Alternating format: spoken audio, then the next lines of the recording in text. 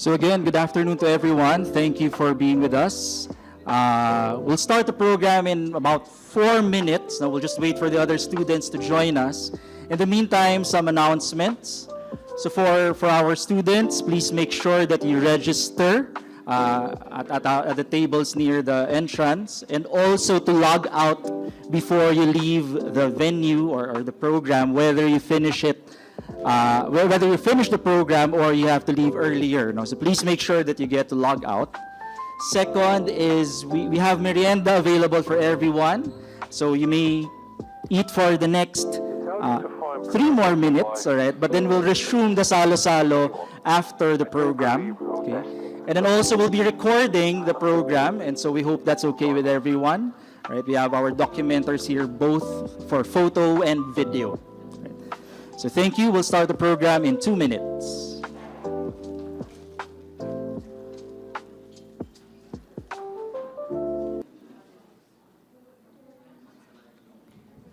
Good afternoon, everyone, and welcome to OSCI at 50, Remembering the Past, Reimagining the Future. It's a celebration of the 50th year of OSCI. So palakpakan naman po natin ang ating OSCI.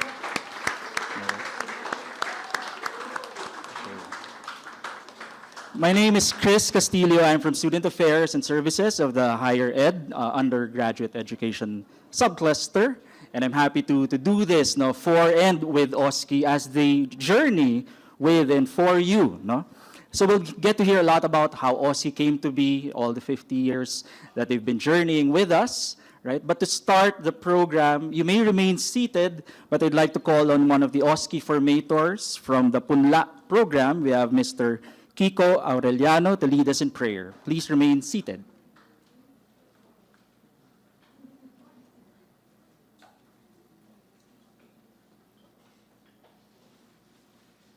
Spend a few moments of silence.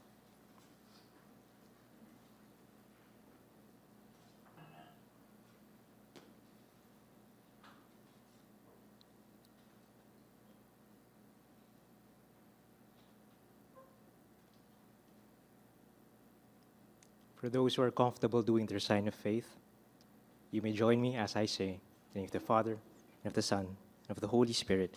Amen. Not that I have already obtained all this, or have already arrived at my goal, but I press on to take hold of that for which Christ Jesus took hold of me. Brothers and sisters, I do not consider myself yet to have taken hold of it. But one thing I do, forgetting what is behind and straining toward what is ahead. I press on toward the goal to win the prize for which God has called me heavenward in Christ Jesus. Dearest Lord, we thank you for today, for this gathering of the Ateneo community, both past and present, and future of it.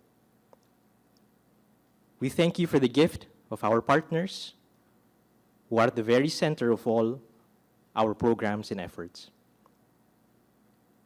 We thank you for the gift of your heart living in all of us. We will protect it in every way we can.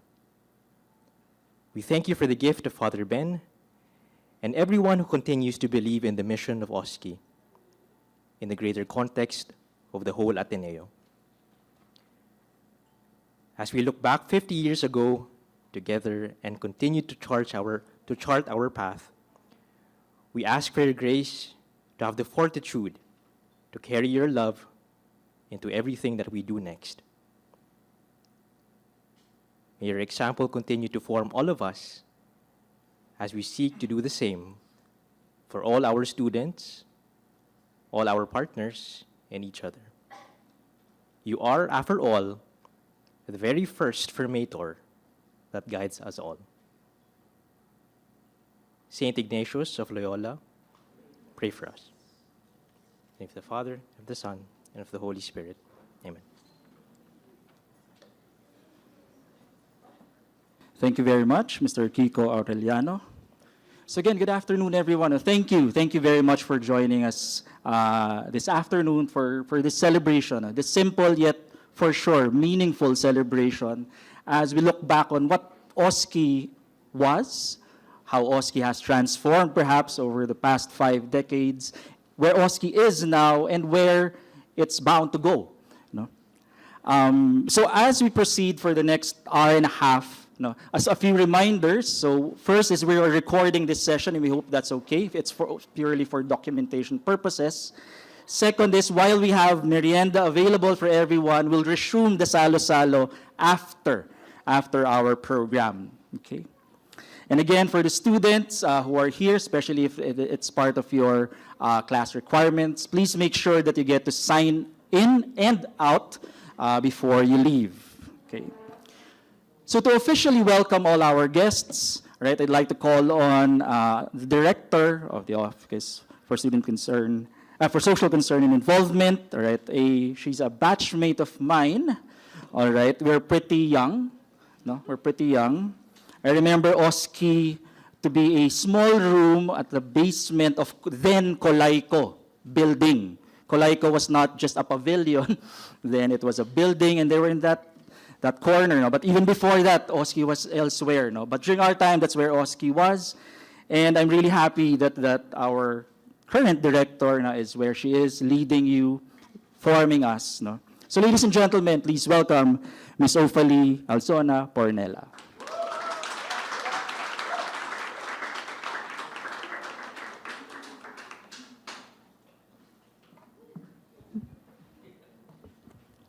Thanks, Chris.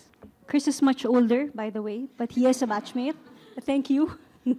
Anyway, good afternoon to our guests, Father Ben, Doc Shaw, Hila, Kat, of course, Sir Benji, Sir Leland is on his way, I think, no? Ma'am Joy, colleagues, faculty, friends, guests, students. Good afternoon, everyone. It is with great joy and a profound sense of gratitude that I stand here today to welcome you to this event to celebrate a milestone, the 50th anniversary of the Office for Social Concern and Involvement, or OSCI. Hindi ko po siya kasing tanda, by the way. So, may ilan lang po akong kasamahan na kasing tanda ng OSCI. Pero hindi ko na po papangalanan. So anyway, 50 years ago, OSCI was established to respond to the call of the times, the injustices and inequalities in the 70s, and the questions raised on the relevance of schools and universities as institutions serving only the elite. As a concrete response to the aforementioned, OSCI was established and began to coordinate student outreach and one-week and summer immersion programs in rural communities starting April 1975. I remember reading in some documents, so I've been reading a lot of documents now, thanks to Sir Benji and some other friends and other colleagues, that regular visits and service activities to labor unions and urban poor communities were designed for student volunteers and incorporated in the activities of different student organizations. Over time, OSCI also helped in designing courses such as Theo 141, or Theology of Liberation, and ECHO 177, or Theory and Practice of Social Development. Since then, OSCI has also broadened and systematized its programs and activities to reach the other year levels in the college. A lot of things have changed over the last 5 decades, but I won't get into much detail as more will be discussed by our main resource speaker. I will say, though, that through the years, OSCI has remained steadfast in its commitment to make a meaningful impact in society by forming students to become persons for and with others and fostering solidarity action and advocacy work. So to kick off OSCI's 50th year and birth month, we have requested Father Ben Nebres, who was instrumental in establishing OSCI during his time as Dean of the Ateneo College of Arts and Sciences, to talk about why and how OSCI was established, the context at that time, some of his insights, the impact of OSCI, and the continuing challenges for the office and Ateneo today.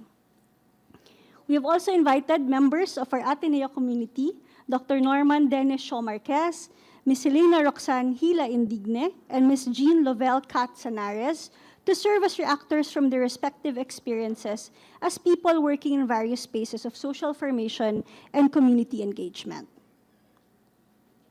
Now, I have the privilege and honor of introducing our main resource speaker. For transparency purposes, a portion of this introduction I got from Dr. Benji Tolosa's write-up last September 2024. Thank you, Sir Benji.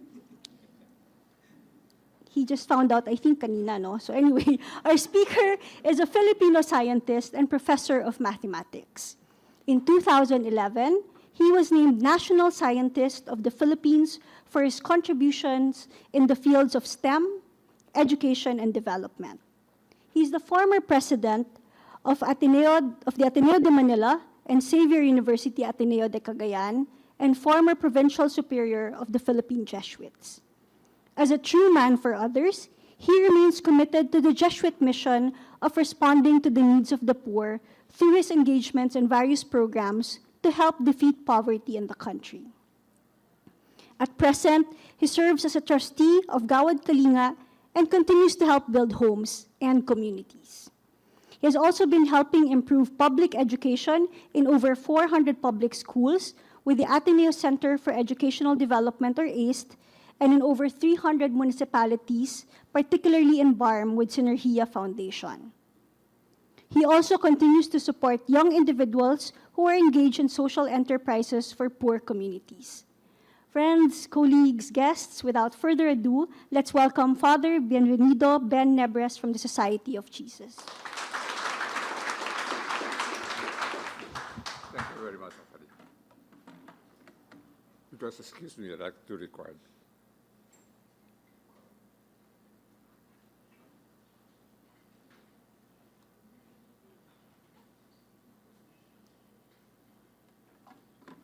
So good afternoon to all of you. We'd like to greet our actors, Dr. Shio Hila, Kat. Would like also to thank Dr. Benji for being here, and really thank Ofali and the leaders and staff of. We used to call it OSCI, you call it OSCI now, but so I might just shift between the two. So I'm very happy to give this presentation of the origins, partly to talk about OSCI, but also to talk about the context and how it was a response to the context of the times, and maybe to invite you to reflect on the times that we live in now and what should be our response to the times in which we live. That's a very different time. So. The 1970s, I think if you attended my talk on the 50 years of my address to the faculty of School of Arts and Sciences, Ateneo in the service of the nation, that was the same context as OSCI. It was a time of social ferment. Sorry.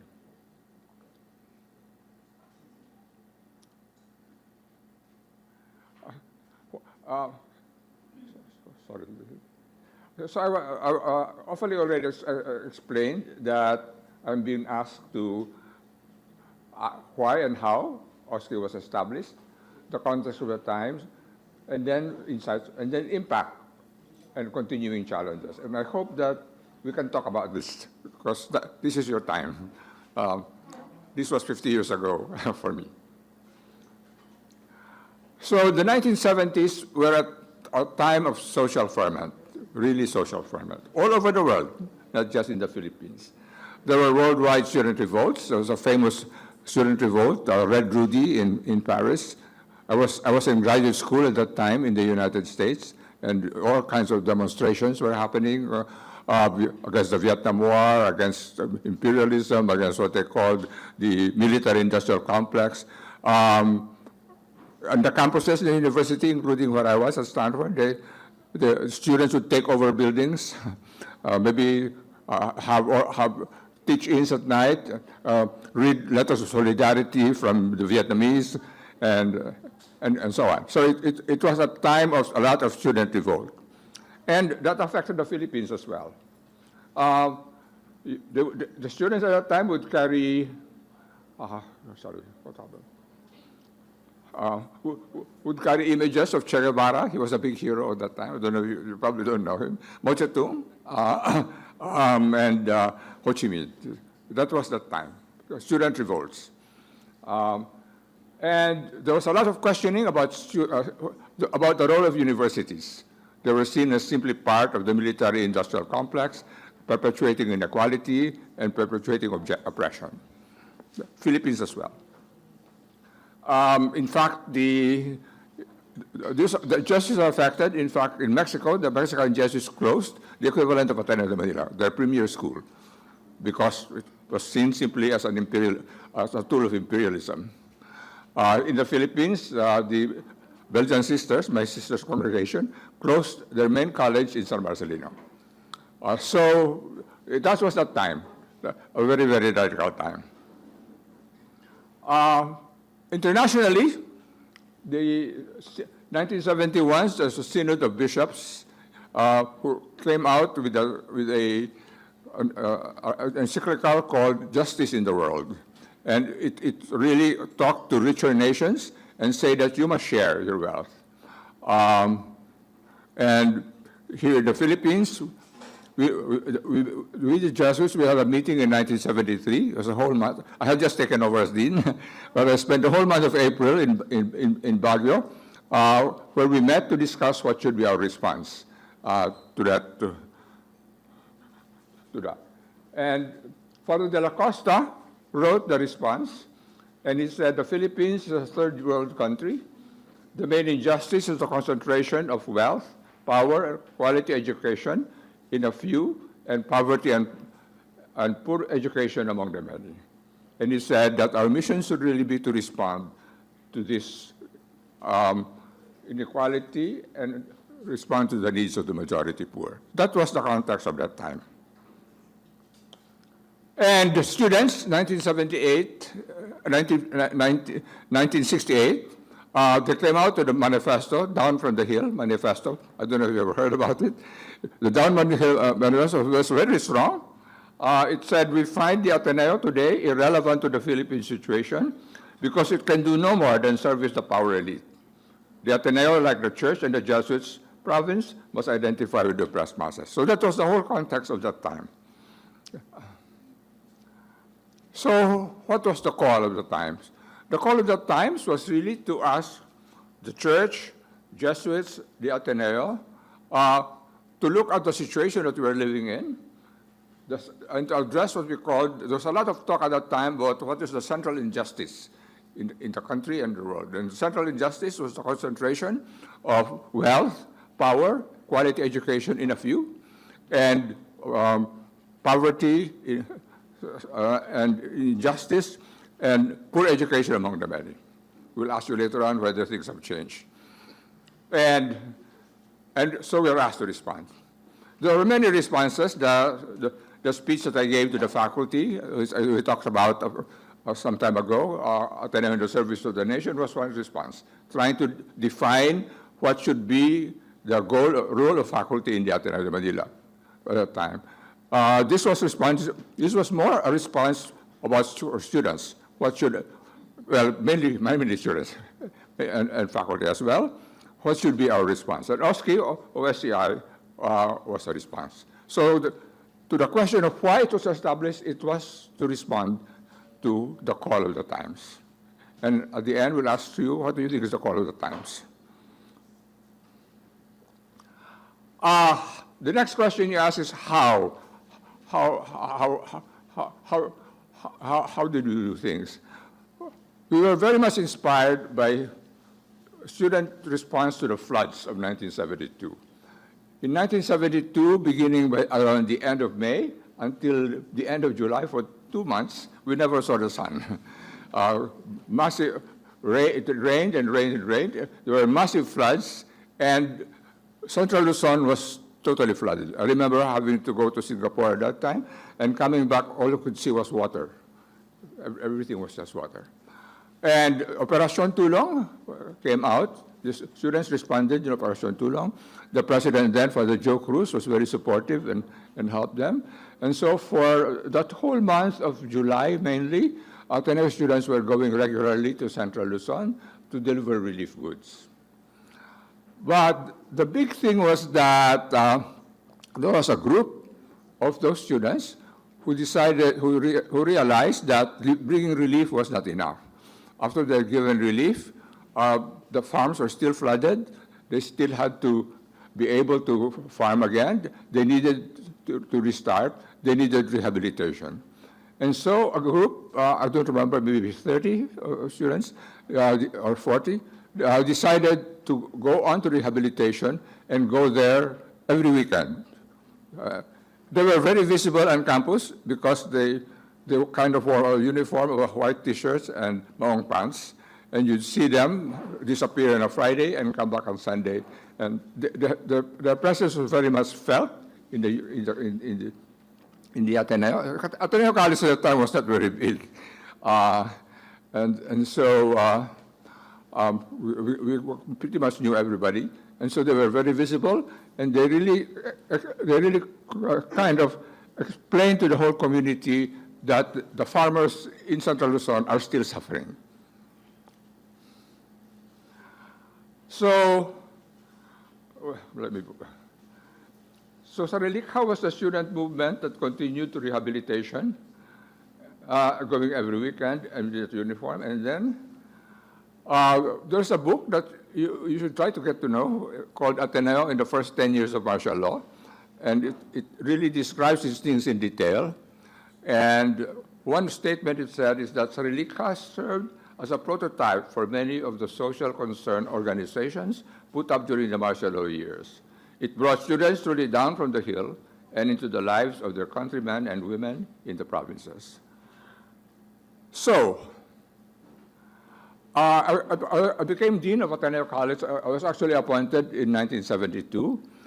I assumed office formally in 1973, because in 1972 I was still doing my third year in theology. I wasn't finished yet with my theology studies. But officially I was really carrying out the main jobs of a dean. So I was also the dean that kind of got co-education passed in 1972. So that was also very memorable. We celebrated in 2022, 50 years of co-education. All right. So what was my context? I had always been very concerned about the problem of farmers and workers in the country. And because I read through history of the Philippines, I hope you do that, I really read a lot about peasant revolts, farmer revolts. I studied the rise of the Communist Party and the Socialist Party in the early 1900s, and the impact of the Russian Revolution and the Chinese Revolution in the Philippines. And I was always asking myself, where is the Philippines in all of this? So that was always a deep concern of mine. And so therefore, when these student revolts started and the call of down from the hill, I asked myself, how should Ateneo respond? PUP were responding in very radical ways. They were very much with the National Democratic Front and the CPP-NPA. But I had to find a way that was also along Catholic and Jesuit culture and values. So that was my challenge as dean. Together with other friends, we said, we have to respond to the call of the times, to respond to the needs of workers and farmers, but we have to do it in a way that is along our own culture and beliefs. And that was the challenge, and that was the challenge of OSCI. How would you do that? So a priority for me was to find a path for Ateneo College to respond as a Catholic and Jesuit school.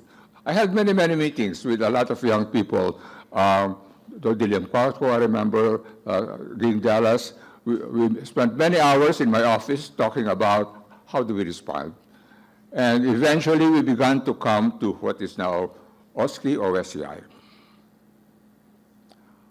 So we said, look, Sarilik has already shown us the way. One way, precisely, to bring Ateneans closer to workers and farmers. That is exactly what Sarilik was doing.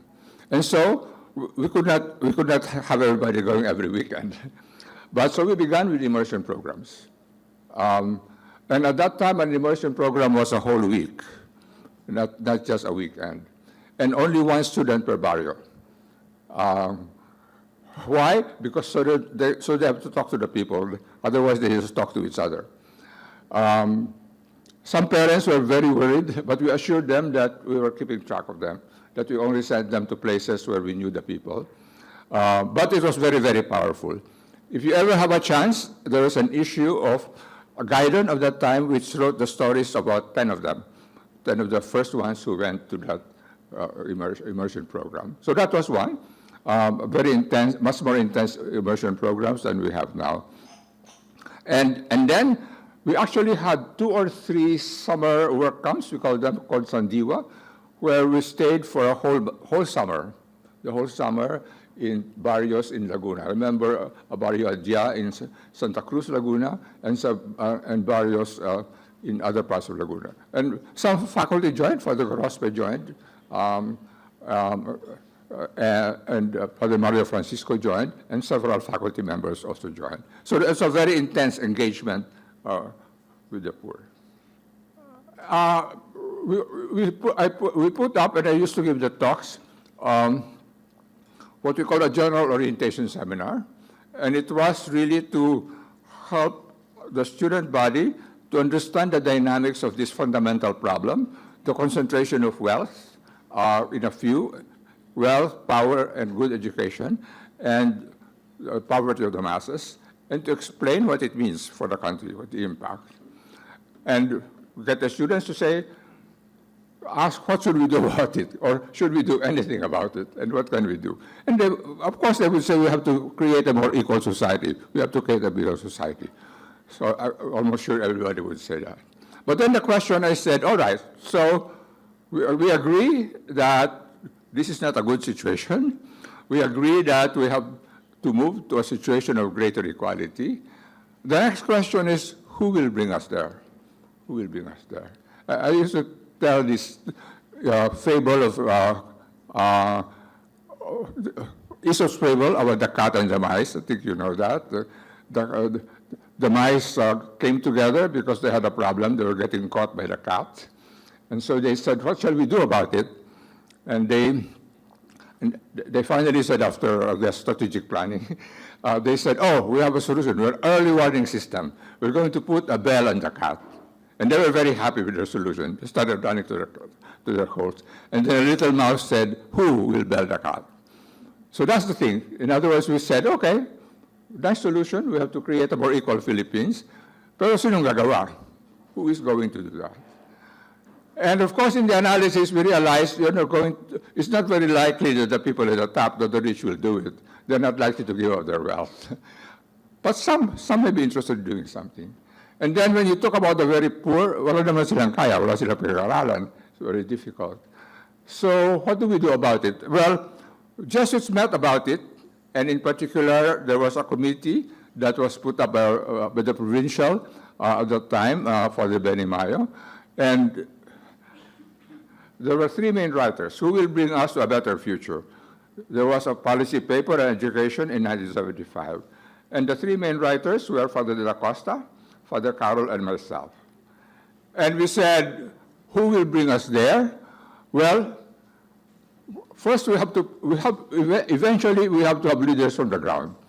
We have to have leaders who come from the poor themselves, because they are the ones who really want the change. They are the ones who really want the change. On the other hand, they need help from the top. And so we also need to train leaders at the top, maybe Ateneans, who will be sympathetic and will work with them. So there was this dual strategy, and try to get them to meet together. Sounds very nice, but not so easy. So what did happen? So it led us to go beyond OSCI and say we also then have to have organizations that work with the people of the masses. So OSCI expanded to become what CCS, Center for Community Services, and we had a wing, Workers' College, which worked with organizing workers. If you ever have a chance, you can talk to Mayan De Rosas Ignacio. I remember her as a sophomore. She was organizing workers along near Guadalupe Bridge, and chatting with her once and said, "Man, how do you talk to them? They're so busy." "Well, you know, Father, the only time that I can talk with them is I drink with them after work. That's the only time they're ready to talk." And she did. She still works with the poor right now. But, so that was one. And then organizing for rural development, an organization for farmers. So in those years, we really, we not only were forming students, but we really work with organized groups of workers and farmers. So you see them on campus. We were not so strict about people coming in at that time. So they could actually come in. And so there was a lot more presence in those years of workers and farmers on campus. And then, aside from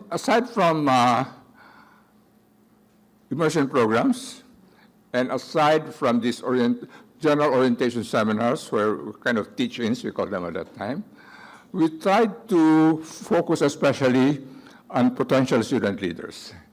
So we gave time to OSCI during the freshman orientation programs. I think we gave 6 hours to them.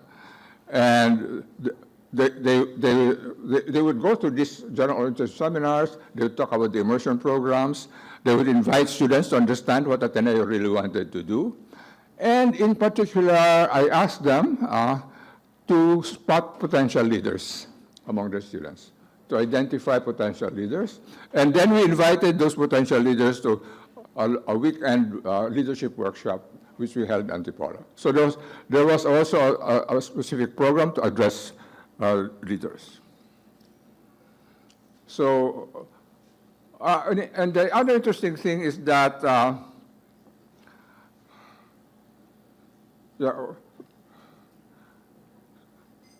we invited these potential leaders to a weekend leadership program in Antipolo, and some of them became leaders of the organizations, and they helped the formation of social-oriented activities. Something I forgot to tell you. I don't know if you still have homeroom teachers now. That you do? Okay. So at that time, the English faculty were the homeroom, and so they helped in the facilitation of these workshops. And so the English faculty actually became one of the groups that was most engaged in the immersion and orientation programs. In fact, some of them, like Susana Evangelista, would actually tell her students to go visit a squatter community or a working community and then write their essays on them.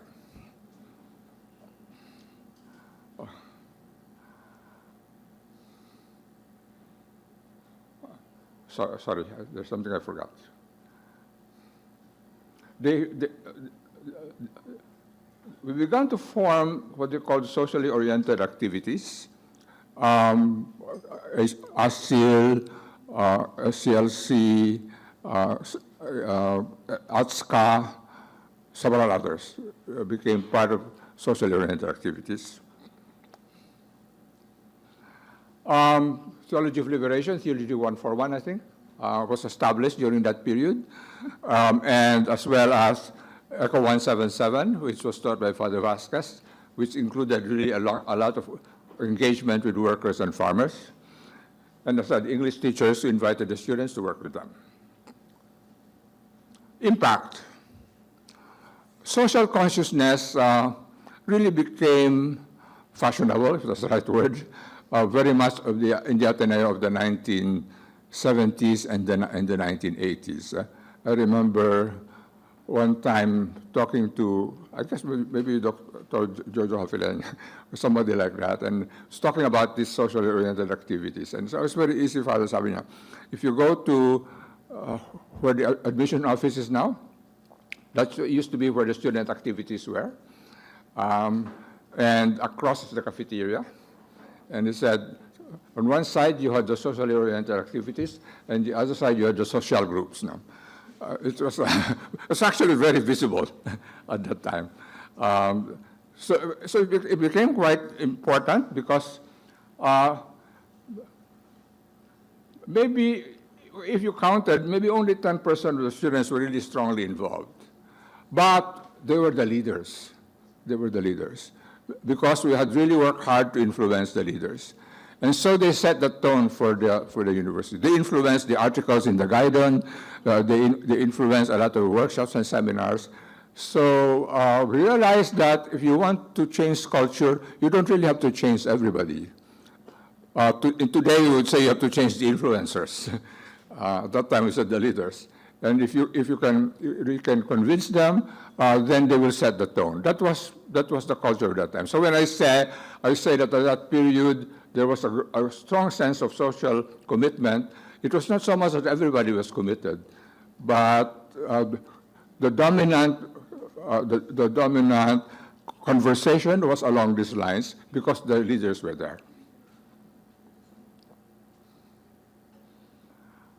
So the impact, one impact. One measure is you look at that book, Ateneo in the First 10 Years of Martial Law, there is a manifesto of the class of 1980, and they talk ang bagong Atenista, tao para sa kapwa, and they go in great detail. And among them are the presidents of Ateneo, Father Jet Villarin, was a class 1980, and also Father Bobby Yap come from that class. And many of them continued to work in social development.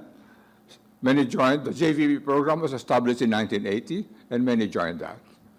So that was one impact that OSCI achieved in that time.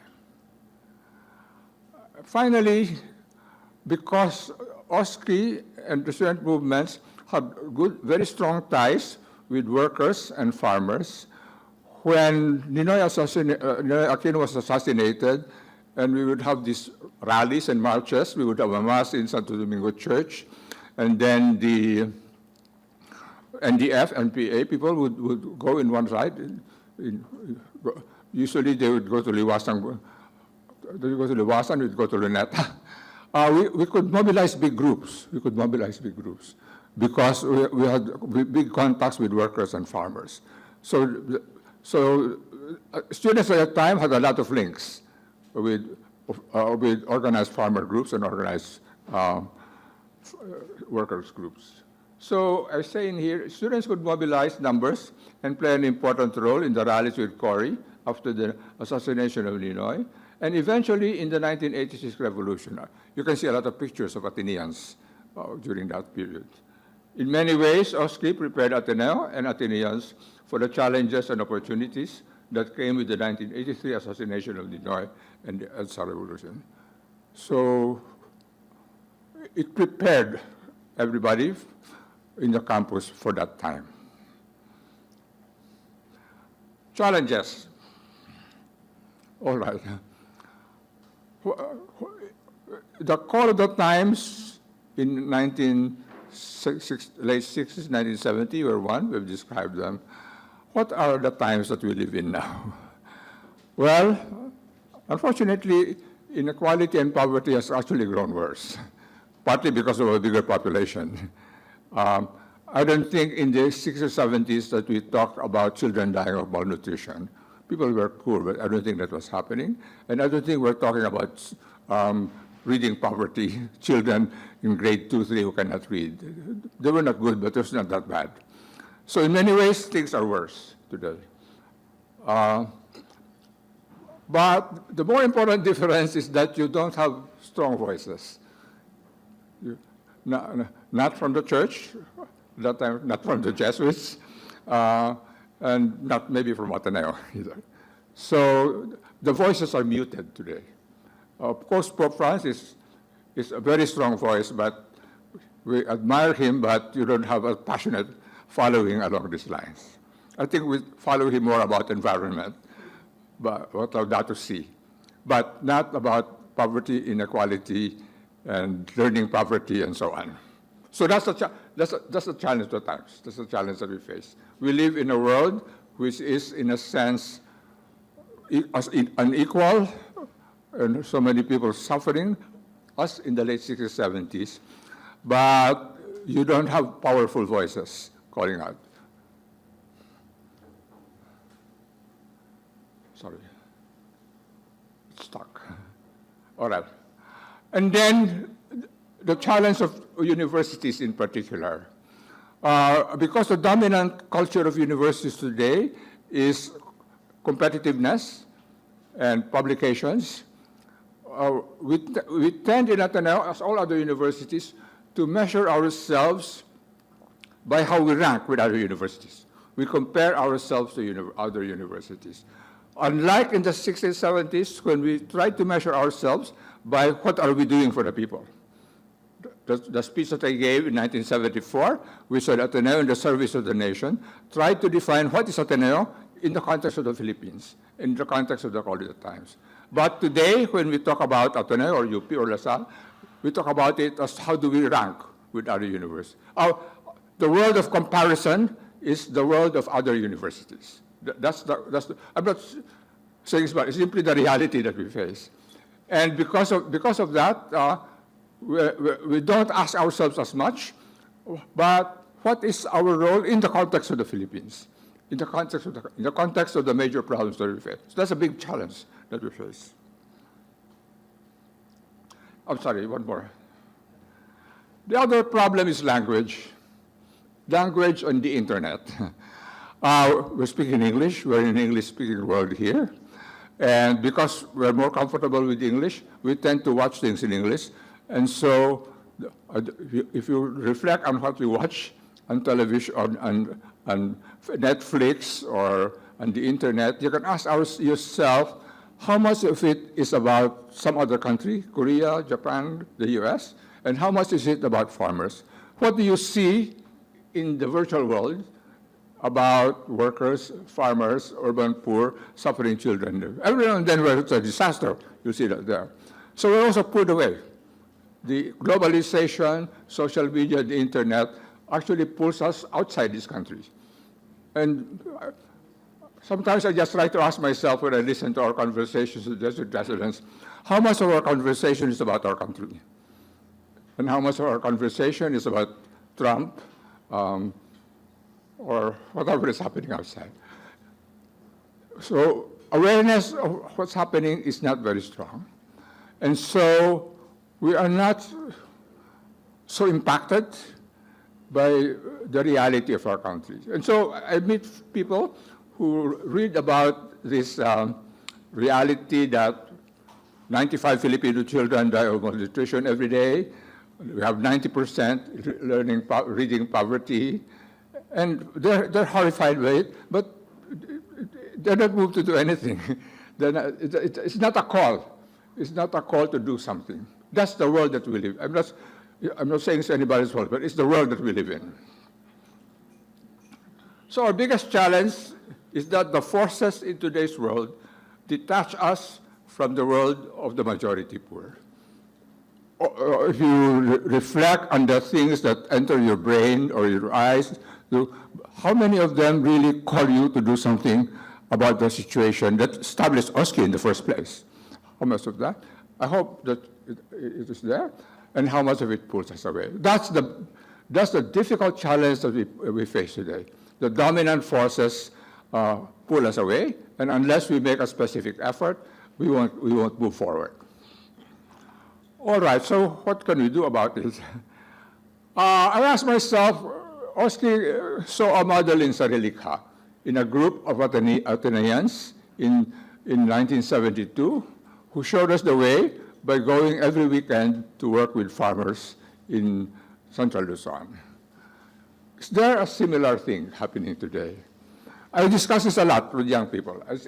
I work with a group of many Ateneans who still engage in these things, and we talk about it. Is there really a movement today among the young? Can we identify some who really are committed to working with the poor, doing something about these injustices, and can show us the way in some way? I say maybe because I'm not sure. However, I'm working with Ateneo Social Development, Gawad Kalinga, which is ACE, Ateneo Center of Educational Development. As you know, we have a feeding program. We provide food packs to about several thousand families every week. With GK Ateneo, which works with very poor communities. And today, there is a growing concern about child hunger and malnutrition and about reading and learning poverty. But the question is, what do you do about it? Is anybody doing anything about it? And are they showing us the way? So for me, one direction today that is calling us is there are groups that are showing what you can do. I'll show you just one. So for three Januaries now, we've been holding a workshop with about 60 young people, 40 of them with Gawad Kalinga National, many of them coming from the poor communities. They are the leaders on the ground. They're really working there on the ground. And what do we do in the 3 days that we are there? We basically share experiences and talk on how we can grow this engagement with the realities on the ground.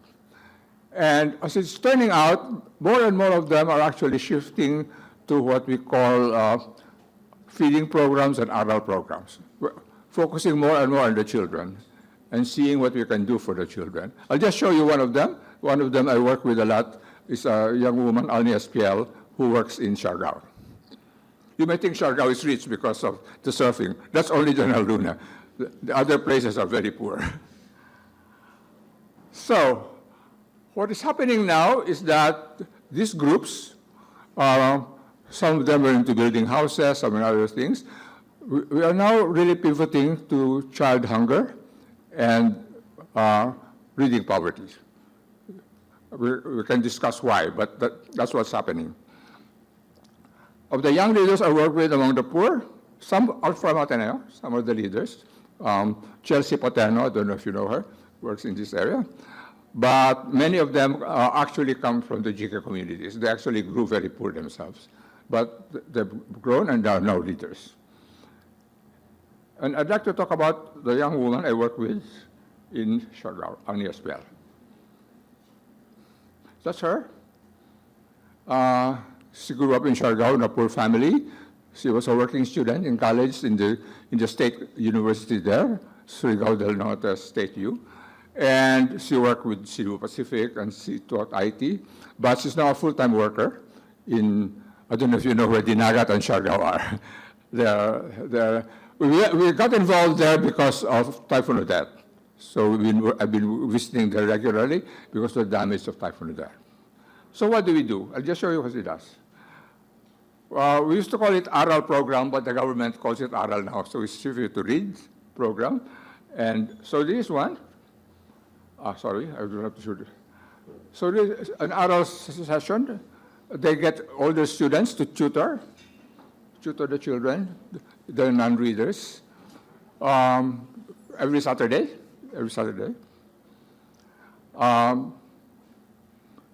Can you see the pictures? This is happening in many places. This is just one of them. And there is one particular sitio Laonan, where we do about 45 children under the guidance of one of the mothers there. They do reading programs for them. And the students are doing much better in school. We also feeding. We also do feeding for them. So this Nanay Jen, who tutors them, also cooks for them. So we have a picture there. And then we go, who has been to Siargao here? Yeah, so General Luna, and then from General Luna, by an hour by pump boat, I've been there. There are two little islands, Suyangan and Sitio Mamon, and they're very, very poor. In fact, we were shocked that some kids in Sitio Mamon were eating sand because they were so hungry. And so we now do oral tutor programs and feeding programs for them. So what I want to tell you is that this is happening now in many, many places. And then Socorro. Have you heard about Socorro Island? We heard about that cult, this that was being investigated by, that's in Socorro. It's an island off Siargao mainland. And this cult, SBSI, Socorro Bayanihan Services Incorporated. We are working with the families that have left the cult. And again, we have the problem of hunger and education. So we do community and school feeding for them. And Alan is in charge of all of this. So that's what we have. This is now going in a big way, where I can have another time to talk with you that Dr. Carmela Rashon, the director of ACE, is now Assistant Secretary of DepEd, and she's in charge right now of the remedial grading program. And I don't know how many of you remember Joanne Hernandez. She is also Assistant Secretary now of DepEd. So the two of them are working together to launch massive remedial reading programs across the country. So that's one thing I might invite you to reflect on. Maybe I can end there, and hopefully our respondents can tell us what we can do. Thank you very much.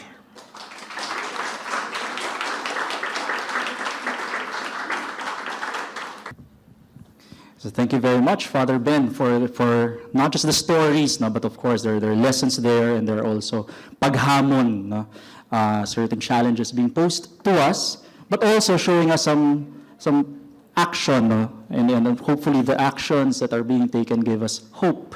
No. Now, at this point, I'd be introducing our reactors. So as reactors, they may give some feedback or reactions, of course, to the input of Father Ben, while also sharing some of their experiences, some of their insights to us. No? So there are three, and I'll call each one of them, and they'll have about 5 to 10 minutes to address the plenary. And so we'll begin with the current Program Assistant Director of OSCI's third year formation program, or NSTP 12. Big kiss. Oh, we're hearing some fans there. Sige, palakpakan nyo na po. Miss Hela, sorry. Hela pala yun yung sa Marvel Cinematic Universe. No, sorry. Hila Roxanne Indigne. Right. So she's an alumna of the Ateneo de Manila University and graduated with a degree in Management Economics in 2009. Sorry, I had to read that, Hela. No? So, Hila, okay. She also holds a Master's in International Development from the University of Kent, Brussels School for International Studies. Wow, all right. And apart from her role in the university service learning, Hila is deeply involved in youth ministry, serving as the co-head of Timothy Youth Ministry. Her work is a testament to her commitment to empowering the Filipino youth, emphasizing the importance of formation in shaping their values and social action. So, ladies and gentlemen, let's hear it from Hila Indigne. Yung reaction ng mga tao parang di makapaniwala no? Ayan, magandang gabi sa inyong lahat. I hope nobody minds if I speak in both Filipino and English. Okay lang naman. Meron bang dudugo yung ilong dito pag nagtagalog ako? Okay, formators, kaya na nila yan. Okay. Ang hirap sagutin ng tanong ni Father Ben, parang what can we do now? No. Hindi, sige. Gusto ko lang siguro magsimula with an invitation, kwento ng isang invitation. Actually, invitation to ni Father Ben noon. Nung nag-start ako sa OSCI noong 2017, hindi pa ako sa OSCI full-time, no? I worked with Attorney Hofilenya sa VPSD. And then, I think during the first semester, first few months nung nandun ako, parang an invitation came from Father Ben's office. That was 2017, that was the year of the Marawi siege. May nangyari yun, tama ba, Father? And then I think we went, so the invitation was to go there in November or October, I think we went. Tapos ako, game naman ako. So, paalam ako sa nanay ko, no? Sabi ng nanay ko, di ba delikado doon? Sabi ko, ma, huwag kang mag-alala, kasama ko si Father Ben, walang mangyayari sa amin. So, in short na, parang bulletproof, si vest namin si Father Ben noon. Ba't ko sinabi yun? Kasi siguro parang, ganun yung OSCI ngayon, no? Invitation siya, pag-aanyaya siya. Una siguro yung context muna of where we are today. Pandemic, no? Parang coming off of the pandemic. And I guess Kat later can correct me if I'm wrong with this. Parang naging mas closed off tayo, di ba? Hindi ko alam kung kayo ganun, pero ako oo. And I think that's common to all the experiences kasi di ka makalabas wala kang social interaction, di ba? Meron online pero iba pa din yun iba yun yakap mo na, awakan mo na, naaamoy mo, di ba? Parang, and if yung context ni Father Ben noon, nandun talaga sila, di ba? Kasama mo yung farmers na every weekend for a month. That's different even when we had our formation programs no nung pandemic. So may ganong aspect. A lot of the students, siguro may mga seniors ba dito na ayan, I think nakaranas, or juniors siguro nakaranas pa ng online, no? Another context now is, and I was talking to some of the OSCI formators about this, is parang overstimulation. Ang dami nating nakukuha na information. Actually, ang dami natin nakukuha. Hindi ko alam kung yung feed nyo puro nega. Sino dito ang ganun? Ako minsan, lalo na nung elections, di ba? Ang daming nangyayari, sabay-sabay. And feeling natin, kailangan tugunan lahat. Kaya nag-end up, siguro, parang overwhelmed. No? Ano ba yung uunahin ko? And then, ang tendency now is, sige, wala na lang akong gagawin. Or, yes, ang daming kailangan gawin, parang hindi ko alam saan ako magsisimula. Parang ganon yung context ngayon, no? So, merong parang polls, sige, I wouldn't call it polls, pero nandyan siya, naglalaro siya, may mga desensitized, tama ba? Ayan. Desensitized. Kanina pa ito, hindi ko nga mas-spell kanina to Merong mga desensitized, tapos, nandito din ang mga mulat, no? Pero, hindi alam saan papasok. Anong gagawin? How to get involved. So siguro kung tatanungin parang ano ang relevance ni OSCI ngayon, ito yun, parang may siguro 4 na punto dito. Una, presensya. Si Kuya Joel, one of our formators in Big Kiss, matagal na din siyang formator dito, no? Lagi niya sinasabi na yung trabaho namin is a ministry of presence, no? And I think it goes beyond OSCI as well. I think the students who are here are also invited for that, no, to be involved in that. Makisalamuha, no, sa labas ng pangkaraniwan na karanasan. Diba? So, yun yung una. Pangalawa, involvement. No? And I think that's what the OSCI, I think yung ngayon, yung program ng OSCI from Binhi to Punla to Bigis, so the 3 years, kind of give us that patikim, that exposure, in the daily lives, in the advocacies, in the work of our partner organizations and institutions. No? So, the chance to be involved. And I know some of the students will say, ang bitin naman yan, ma'am, or parang surface level lang siya. To some extent, yes, but depends also on our openness. Third point, I think parang political action, no?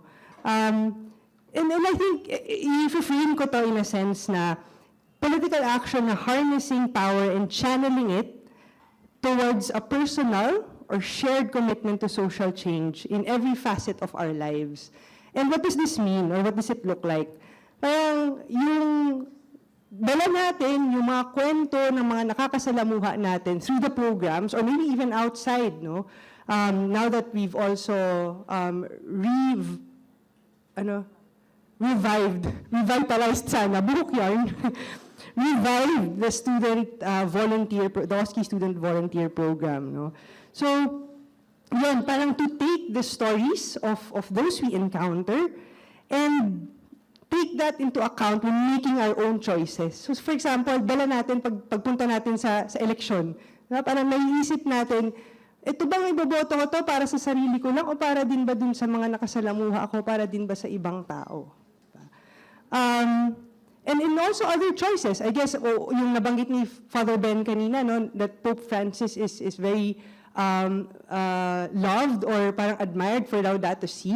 And that comes into play din. Parang, okay, so yung choice ba natin ng take-out ngayon, tatapon lang ba natin yan? So and so forth, diba? So integrating those into our own personal commitments. And then the fourth and the last, no, is integration. I know gasgas na gasgas tong word na to, especially when we talk about the curriculum and what we do in OSCI. But I think one of the points na nabanggit ni Father Ben kanina is the focus on rankings, no? The university's focus on rankings. So efforts are being geared towards that, towards meeting expectations dun sa rankings, ganun. But may middle ground kasi yan eh. And integration is that yung reconciling the expectation of academic institution, of the call of an academic institution, versus the call of, to solidarity with our stakeholders, no?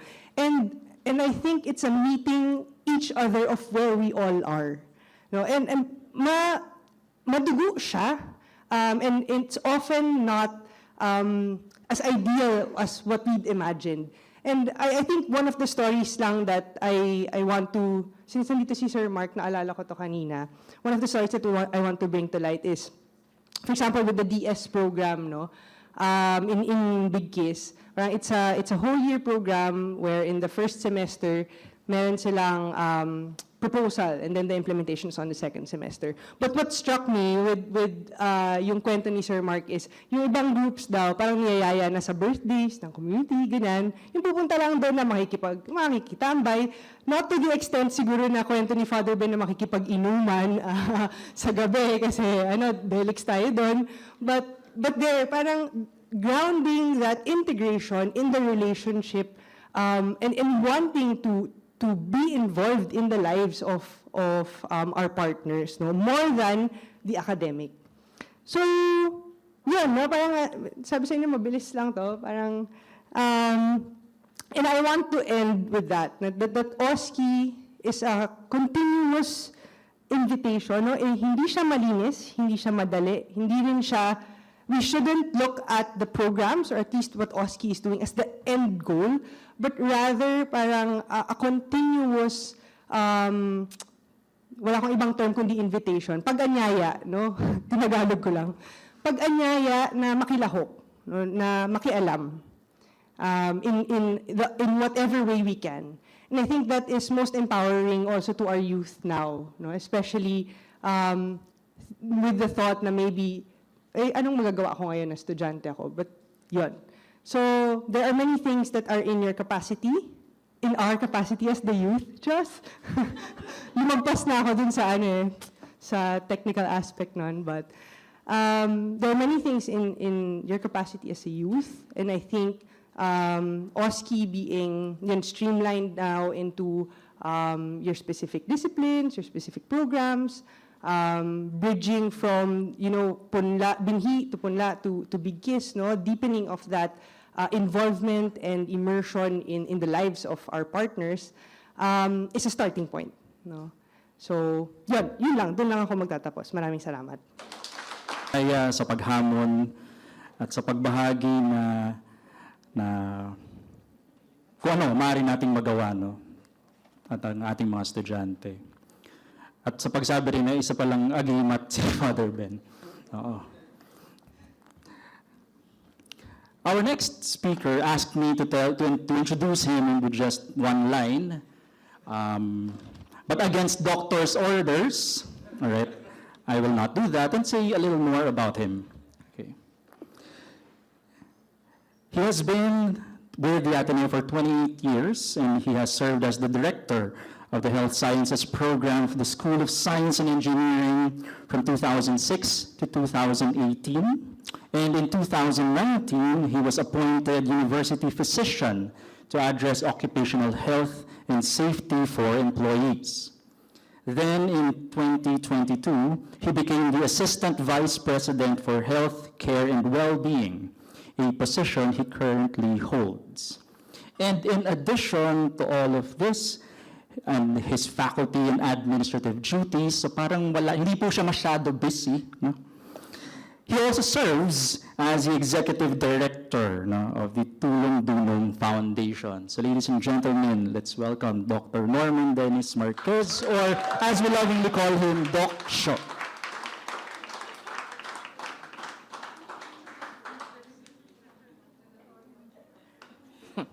Magandang gabi po sa kanilang lahat. Salamat sa pagsuway sa doctor's orders. Okay, I'll try to be as brief as I can because I think there are many more conversations that will follow. But, you know, looking back, about what, a week ago ba? Sinabi mo sa akin? When I was asked to be a reactor to Father Ben's presentation, my initial response was, okay, yun na yung reaction ko. I mean, Father Ben, no? Oh, by the way, it's not 28 years, 30 years. Going on my 31st year. Okay. I'm only saying that because I think my response will be coming from 30 years of being with students, no? Journeying with students. And yun na nga, nung sinabi to respond to this, for this presentation, I've followed Father Ben, no, since I started and I shifted career to teaching, no. So I to some extent, it's both an honor and scary to be responding, no. But sabi nga niya sa akin kanina, why will you have to be scared or to be nervous, no? One, I think because what I'd like to share this evening is not just about my experiences in the last 30 years, but with students. But I think a big part of what I'm going to say also carries with it how I've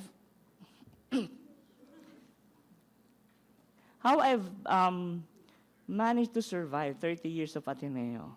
Okay. Sige. So, Father Ben talked about the context, no, of how OSCI, yeah, nung time namin OSCI pa yun, no,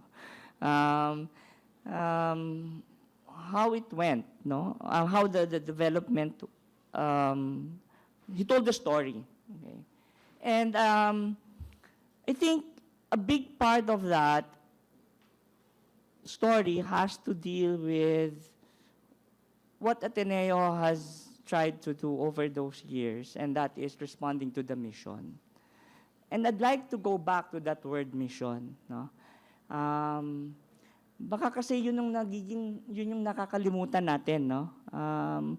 Hila has been talking about the invitation. But what is the invitation? The invitation is not about sacrifice, I think.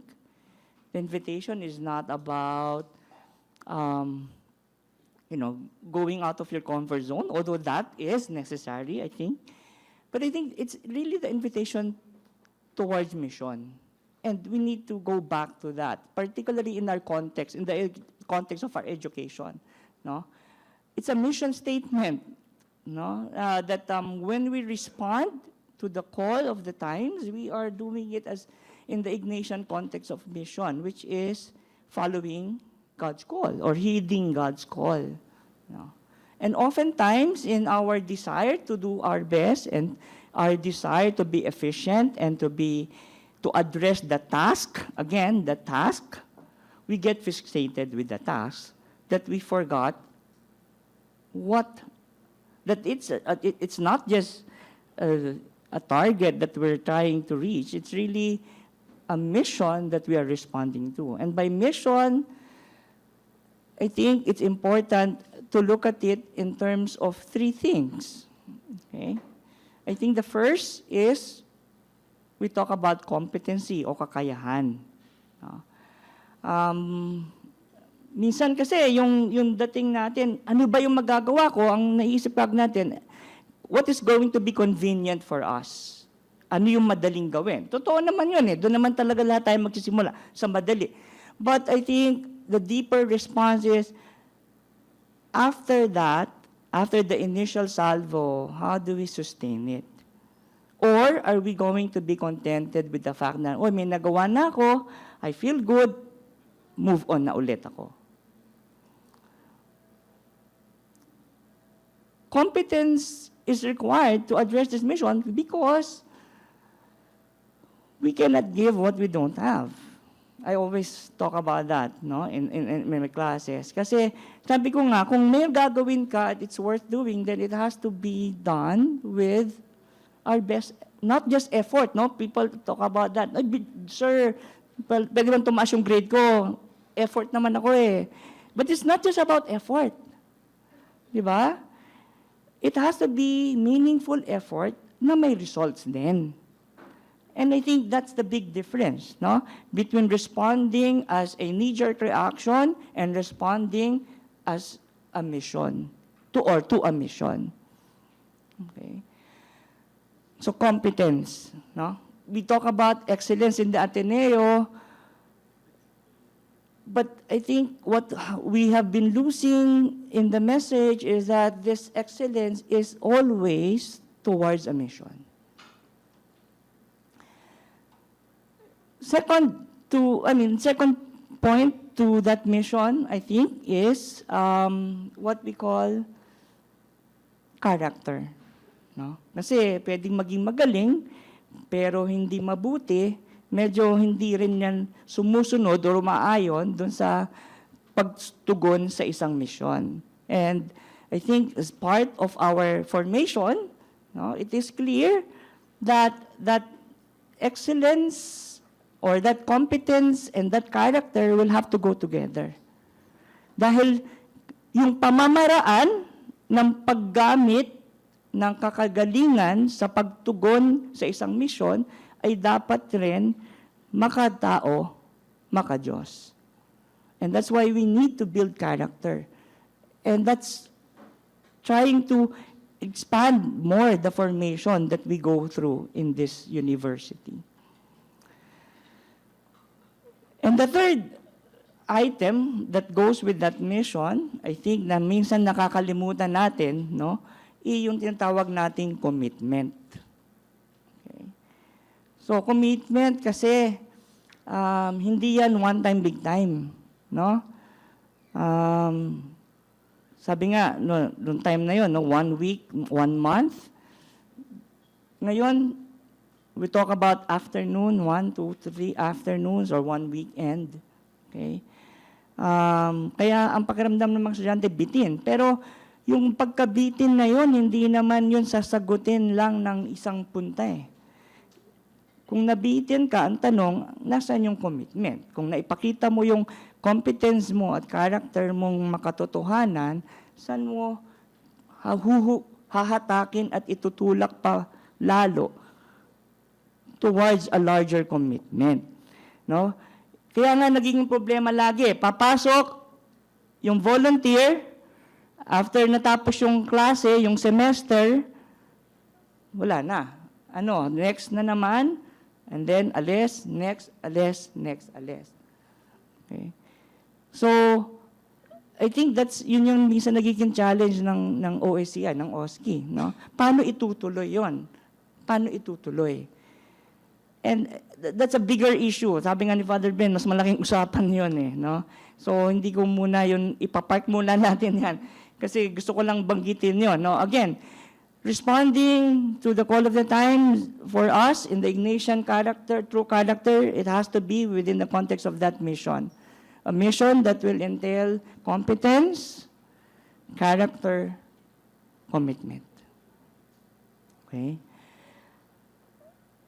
Having said that, no, siguro yung susunod na challenge rin para sa atin do sa tanong na, okay, so what can we do now? Okay. I think it's important to understand also that our response to the mission is not just about us. No?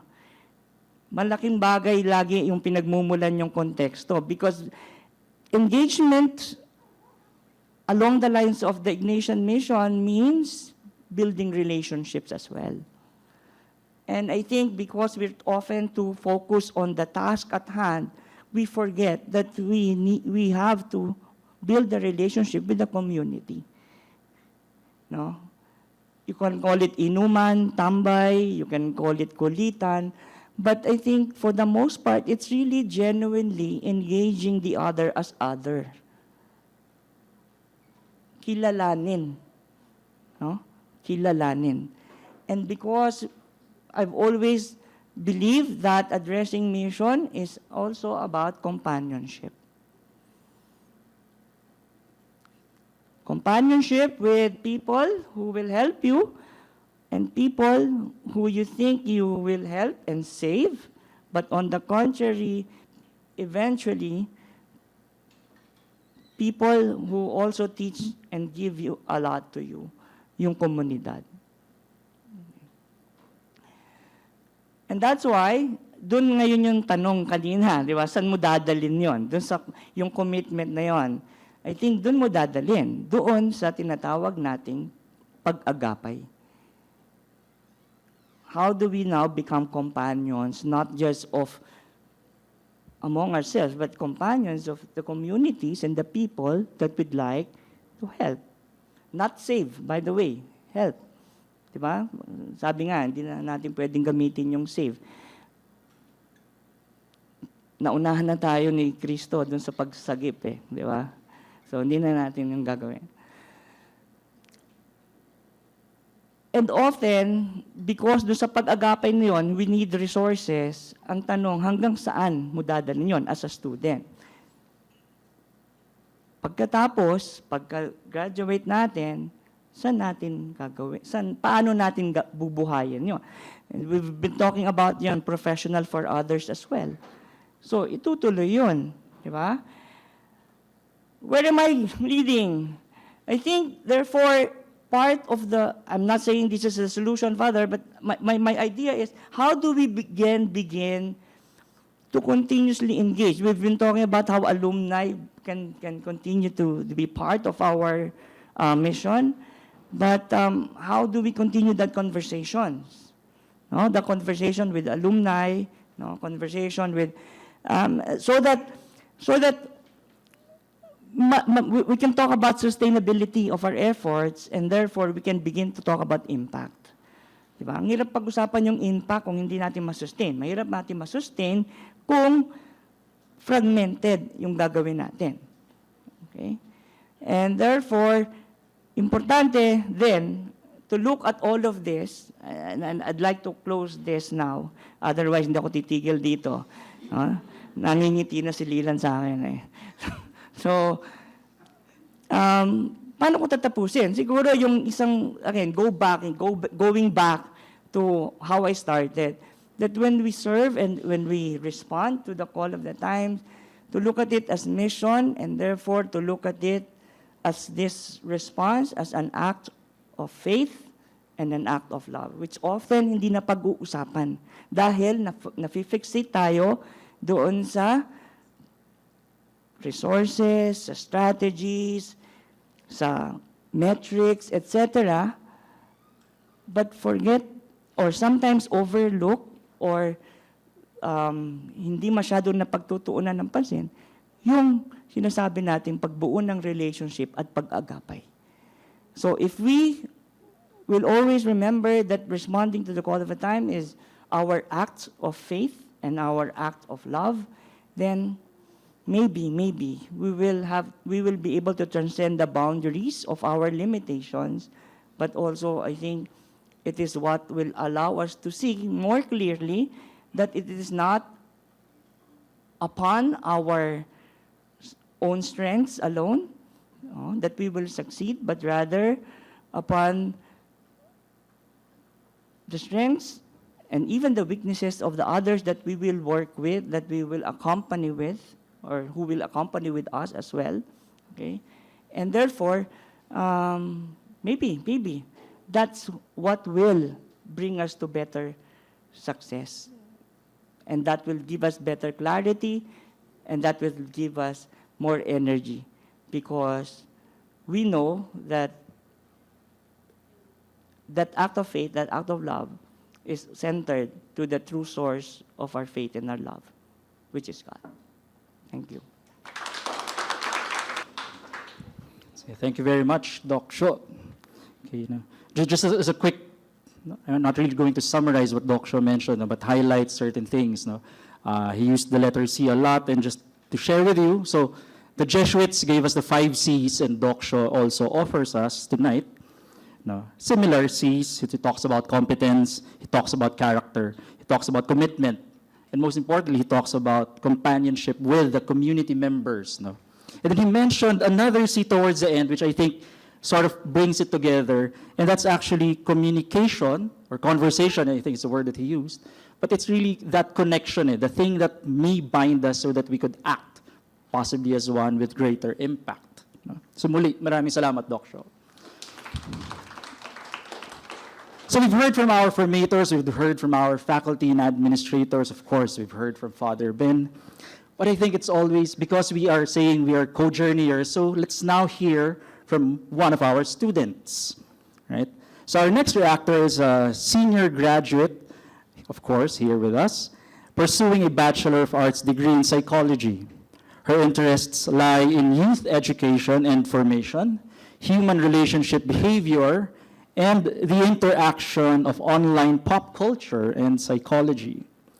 She actively serves as chairperson of the OSCI or OSCI Student Volunteer Formation Center and is a part-time tutor for elementary and high school students under New Leaf Learning PH. So ladies and gentlemen, let's welcome Ms. Jean Lavelle Cat Sanares.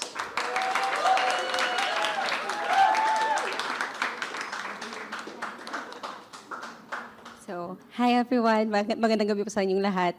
I'm Kat. So, very interesting yung perspective ko, I would say, after hearing everything from Father Ben, Ate Hila, and Doc Sho. Father Ben mentioned that one of the challenges that OSCI and, the whole Ateneo in general is facing today is detachment.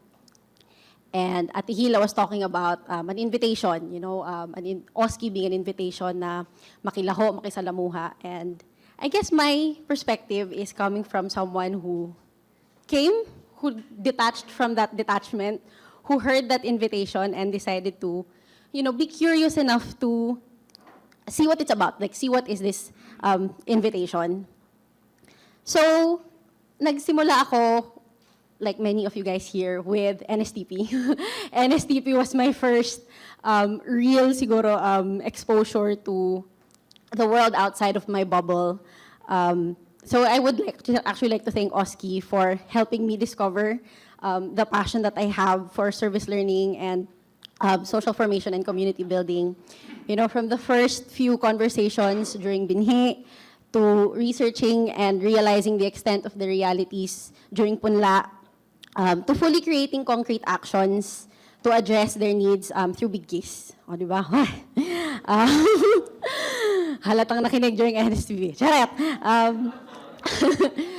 Looking back, I think of, these experiences I've had and why, parang, bakit nga ba, out of all of the invitations in the world that I could hear, parang I was moved to respond to this one. And this is exactly what, the Ateneo and our institution, not just us towards, through its formation programs, through our encounters with marginalized communities, and through the simple question, simple but profound, how can we serve? Kaya nga parang ang big din ng question ni Father Ben na parang what can we do? Yung sabi nga rin ni Ate Hila, one of the things a lot of us may hear is parang, ano bang magagawa mo? Estudyante ka lang. But, thinking about that our experiences now, we are not just students, parang, or even as students, marami na tayong nagagawa. Think about, I'm pretty sure, sino ba dito member ng org? I'm pretty sure marami tayo we hold positions or we are very, very active in our orgs. And, that's concrete action, that's a concrete example na hindi ka lang estudyante, may nagagawa tayo. And so, hearing about OSCI's 50-year journey has reaffirmed something that I was thinking about while preparing for this. Oh my God, yes. Is that our work as students and volunteers is part of a much bigger story, particularly as students of the Ateneo. It's a continuation of a vision that was set in motion decades ago, a vision that's rooted in justice, solidarity, and pursuit of the common good. Nabanggit nga kanina yung challenges natin today, parang that detachment. We are so very focused on being in our online world, looking at what we see on our Facebook feeds, on our Twitter feeds, and not really realizing that what we see online is not necessarily the reality. Diba? Parang it becomes more clear to us, particularly through what we've heard today, na outside of our little bubbles, there are these communities. And hearing that invitation to get to know these communities becomes very much more important. As I reflect on all of this, parang I realized that OSCI's legacy, particularly as a student who came from the programs of OSCI, who is currently helping OSCI with those programs and my fellow students, it's a living call to action. Very, very repetitive siguro siya, the invitation. But it's because the work is not finished. Diba? The structures of injustice na naging dahilan kung bakit nagawa ang OSCI, they're still very much prevalent today. Diba? In new and evolving forms. As students, diba, parang we are part of this mission. Nabanggit nga ni Dr. Shaw na we are a part of this mission. Kailangan rin natin tanungin ng sarili natin, paano ba natin ito magagawa na more than a requirement? As students who are probably also taking NSDP, how can you make service learning more than just a requirement? How can we make it a lifelong commitment? How do we integrate it into our careers, our relationships, and the way we move through the world, particularly for mga seniors tulad ko na after this month, we are about to enter the real world. But I believe that the answer lies, in deepening our relationships with the communities that we serve. To echo yung sinabi ni Doc Shaw kanina, hindi enough na bumisita ka lang once or even twice, na makikinig ka lang sa isang conversation, na magsiserve ka sa isang outreach program ng one time, tas okay na yon. Formation happens in long-term partnerships, walking with our communities and allowing them, allowing our encounters with them to transform us, immersing ourselves in their realities. So, to my fellow students, you are not just students, you are also leaders. You are part of this mission, and I hope that, after hearing lahat ng nabanggit tonight, you also allow yourselves to be curious enough about what this invitation is, not just OSCI's invitation, but the message, the actual message of what that invitation is. Not just to look back on what OSCI has done, but on the steps that we can do next. So as nabanggit ni Father Ben po kanina, our future is full of hope, but that future also depends on us, on whether or not we choose to listen and to answer that call. Maraming salamat po. Thank you very much, Kat. It's always a moment of pride and consolation to hear our students and say these things. Also, you remind me of a young Ate Floy and a young Abby Vic. It must be the ponytail. No? Okay. So at this point, we'll be having a Q&A. All right. So if I may request our reactors and Father Ben to please join me here in front. And so maybe we would like to hear, of course, this time from our plenary, our students, our formators, all our guests present. No? So we'll dedicate about 5 to 10 minutes for this. Okay. So just please raise your hand if you have a question or a comment, and I'll call on you. I'll lend you the mic, and then you can address it to either a specific reactor or to everyone to everyone here with us. So might there be anyone among our audience who'd like to start with a question or a comment?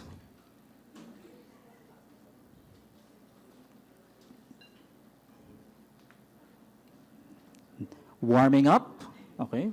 Thinking, reflecting, which is why I started warming up a while ago, okay?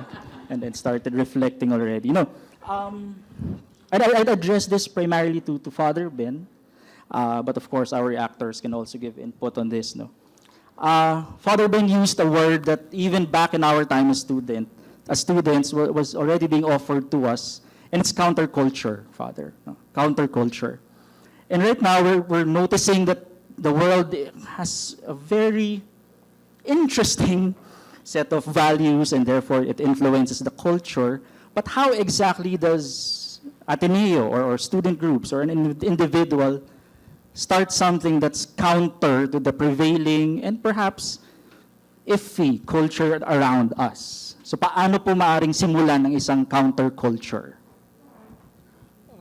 Well, you see, the prevailing culture of today's world is really individualist, no? Or maybe family at the most, no? Filipino families are now applying for golden visas to go abroad.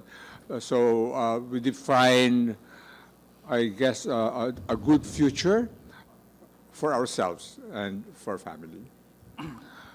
So the counterculture is, do you care for others in this country?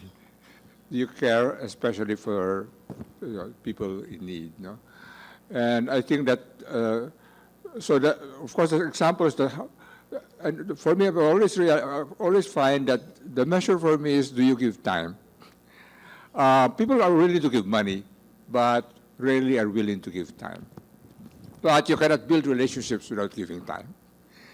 And so for me, counterculture really would be an openness to giving time. Initially, it might be physical time you go in there, but let's say let us say you have been staying with a family for immersion and so on. Do you keep in touch? They're on Facebook. Do you keep in touch with them? So essentially, because what happens then is that their world becomes a real world to you. Because the majority of people in the upper middle class, the Philippines, that is not a real world out there. But it has to become real to each one of us.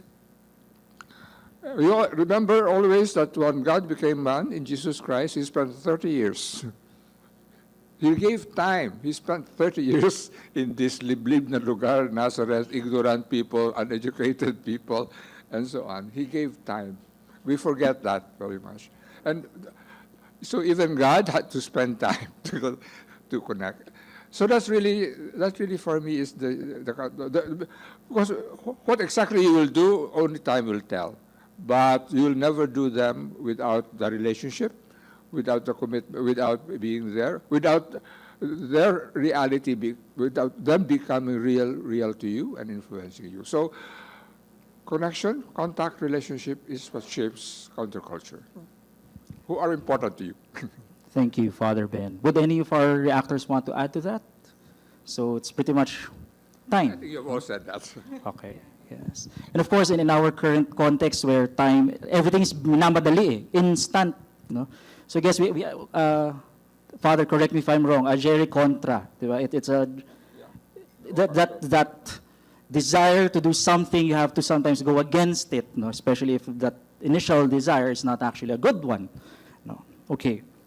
This one is from one of our formators, all right? And it's about, I guess, a language barrier, okay? So, I'll just read it, no? So, maraming estudyante ang English speaking, all right? At do we think it's really actually getting in the way? Nakakahadlang ba ito dun sa pakikitungo, pakikisama sa ating mga kasama sa komunidad? At kung oo, paano kaya ito matutugunan? So is the language barrier getting in the way of connecting with our communities? And if so, what can we do? No? Father, and then again. Actually, kung bababad sila, mapipilitan silang mag-Pilipino, mag-Cebuano. But it will change if you, kasi if you really get to know community and care, you will find a way to communicate with them.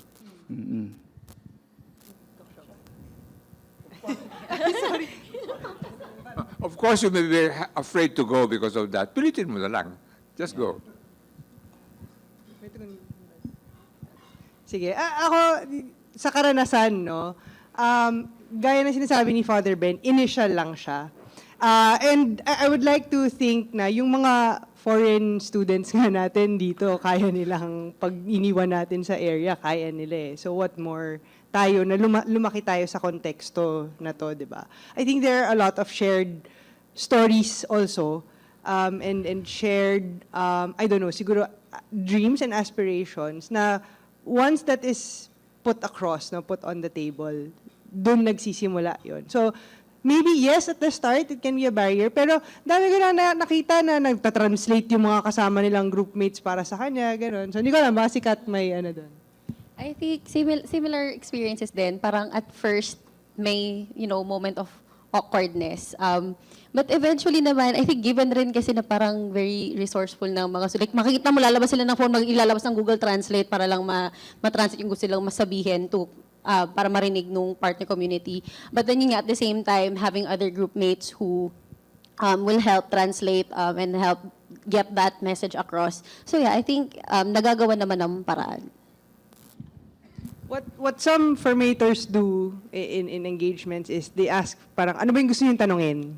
Tapos daanan natin para natin i-translate to ng mas maiintindihan. So yun. Yeah. The bigger problem with this is that the family has already decided to not live in this country. No? That's the bigger problem. It's not so much that hindi pwede kayong makikisalamuha sa mga tao. Kaya lang kung pinili ang isang pamilya na English ang gagamitin nila, in a sense, they've made the decision not to be in this country in reality. No? Yes. Physically nandito, pero in reality wala dito. That's the bigger problem. No? Thank you, Father. Okay, so maybe there are questions from our audience. Yes, sir. So two gentlemen, sir, with a darker gray, please come forward.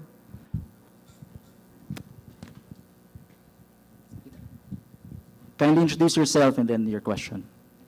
Hello, I am Sean Lamson, second year under ABIS.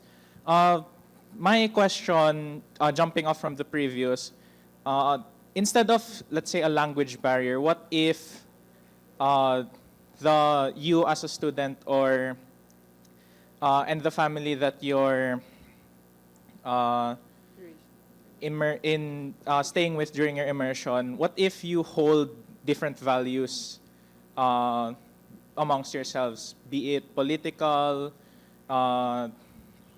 or any sort of values like that? How would you be able to connect with someone when your viewpoints of the world are fundamentally opposed to one another?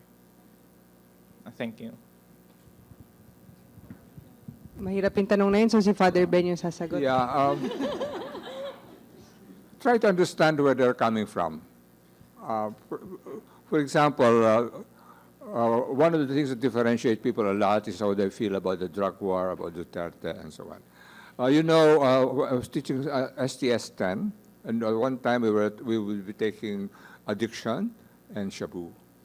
And I would ask the students in my class to interview two sets of people, their friends, their family, and so on, and then interview the girls in the cafeteria and the security guards. Hindi pareho ang sagot. With their families and so forth, galit lang sila kay Duterte, they're focused on the EJK.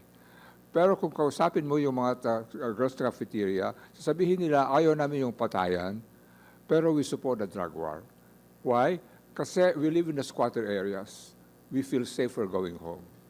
So you have to begin to understand sometimes the difference is because they live in a different context. If you don't live in a squatter area, hindi ka natatakot about security. Pero sila, I know because I used to say Mass in Old Balara and I'd go down to the squatter area. Bakit may isang sinaksak? Kasi umuwi siya ng hating gabi, may nagiinuman, hindi ba gandang tingin? Sinaksak, no? That's the world that many of them live. So sometimes you have to understand where they're coming from. Maybe after that you still disagree, pero give it a try. Ask where they're coming from. So sometimes you differ because your context of your life is magkaiba. Thank you, Father. Would anyone like to add? Dagdagan ko lang, sino dito nanood or nanonood ng Attack on Titan? Ayan. So, naalala niyo yung ano na yun, yung kwento na yun na, okay, dalawang mundo sila, 'di ba? Tapos nagigera sila thinking that the other is evil. Parang ganun yun eh, na kung hindi mo tatawirin yung wall na yun or gigibain mo, yun yung sinasabi ni Father Bennett, to understand the context, then ganun talaga yung tingin natin. Pero pare-parehas lang naman ng adhikain, di ba? Ng gusto sa buhay. Parang gusto mo kapag-aral, you want a better life for your family, di ba? You care, you want food on the table, diba? Parang ganun. So I think, in that sense, no, parang that's what Father Ben is also saying na context is important, but also that openness to receive that different context is also important. So, yun. Thank you. Hila? Doc Shaw? Sa karanasan yung it's a question of attitude and target goal eh. When we talk about conversation, sometimes ang tanong kasi is what's the point of the conversation? Is it really to win over someone, the other person? Or is the point of conversation to seek clarity and understanding? Kaya ngayon sinasabi ni Hila na openness mahalaga eh. So engaging in conversation, honest, genuine conversation is really about creating that bridge rather than saying or proving the other as wrong and stressing that you're right. No? And that's why language can be a barrier initially. I agree. But like I said, when talk about language, it's not just about verbal. In fact, if we in our conversations with communities, I think what's the more important and the more impactful will be the nonverbals. How we dress up, how we our facial expressions, even the tone of our voice. I think those are the more important aspect of the language that we speak of. When you go into a strange place, I go to Marawi, I go to Sulu, best things to be with the children, play with the children, get to know them. That will attract people to you because they also love that. They're not required with children. And once you begin to do that, you begin to develop a relationship with them, begin to achieve some level of friendship. And after that, you may still disagree, but you're not going to quarrel about it. That's the you become friends. You establish first a relationship of trust. And very often, the best way to establish a relationship of trust is to see you really playing with the children. That means you really care for the family.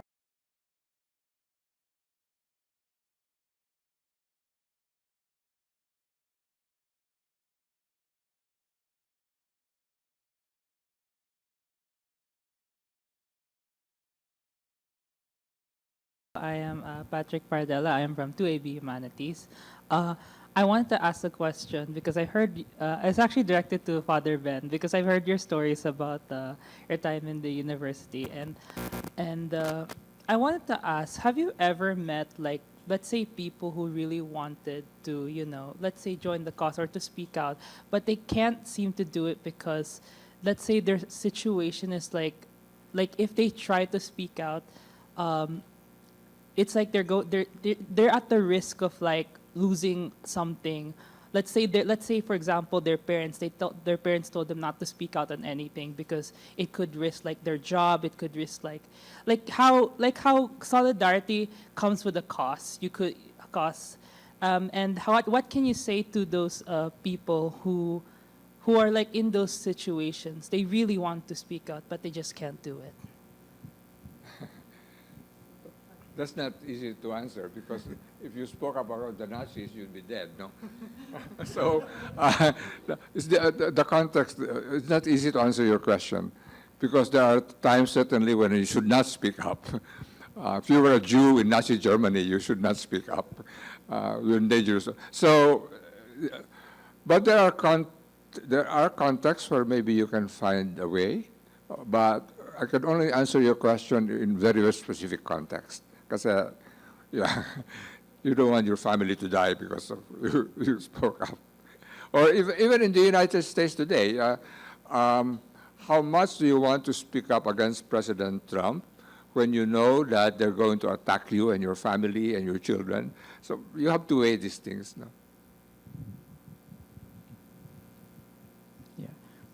Yeah.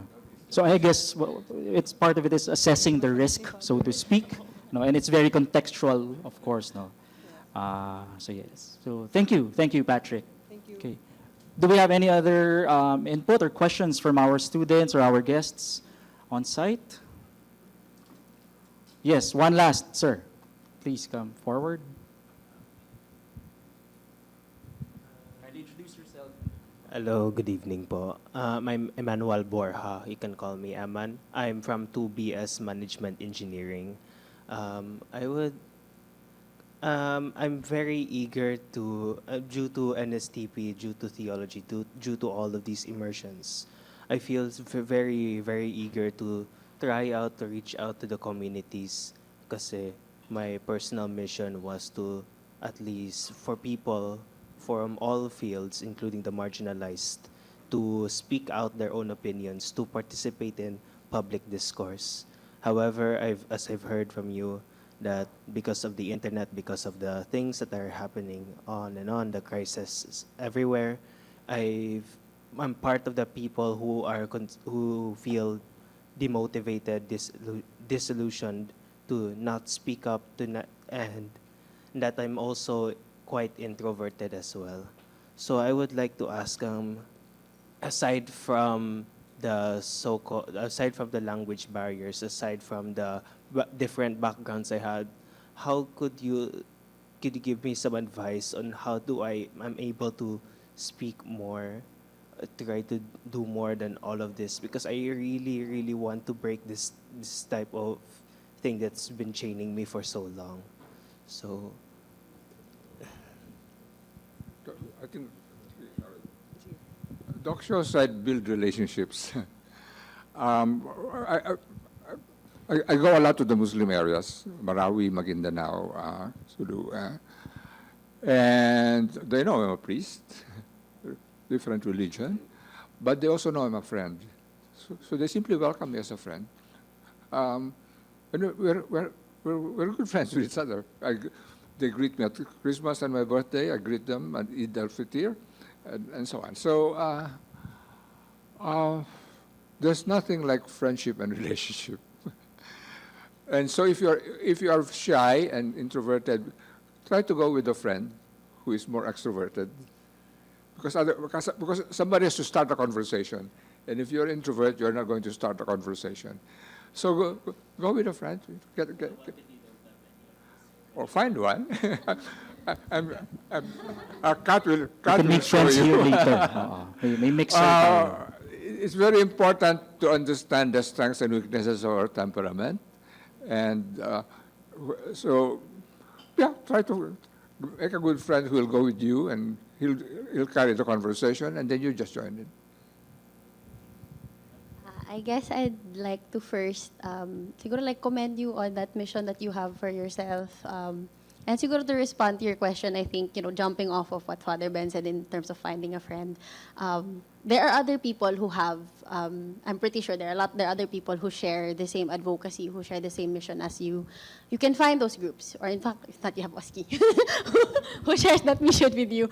And you find, there is a community that can help you start that off. It can help you start with how you want to, make those relationships, form those friendships with the communities that you want to interact with.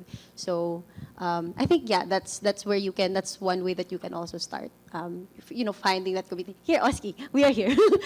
So yeah. Thank you. It's actually finding companions, again, who will go with you to make more companions. Okay. So let's thank all our students who share their questions, their insights. And I'd like to request our reactors and our main speaker to stay in front. And I'd like to call on Doc Benji and Doc Leland and Miss Ophelie to just give some tokens of appreciation to our speaker and to our reactors. May I just issue an invitation. DepEd and people I work with are trying to go in a big way to get children, to help children who cannot read. No, from May 8th to June 6th, we'll be doing a massive program in Region 9, the whole of Region 9. So, and the two leading it are actually Ateneans, Carmela Roshan and Joan Hernandez. They're both ASECs. And then next school year, we'll be doing this all over the country on Saturdays. So maybe OSCI might consider mobilizing an STP or other ways, and I'd be happy to connect you. We need everybody, because we'll like for the work in Region 9. Amplify that invitation. Okay. So Ms. Ophelie, Doc Leland, and Doc Benji. All right.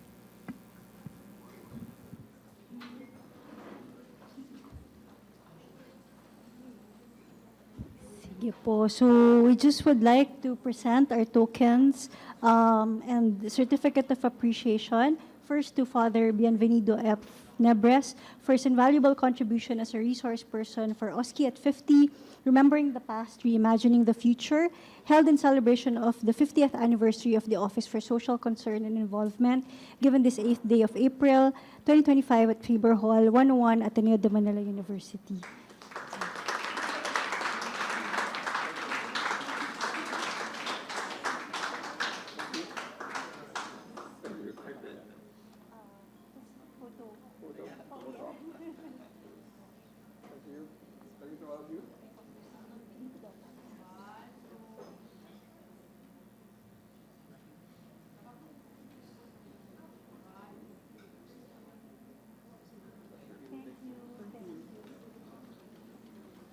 And we also would like to present our tokens to and certificates to Doc Shaw, Ms. Hila, and Ms. Kat.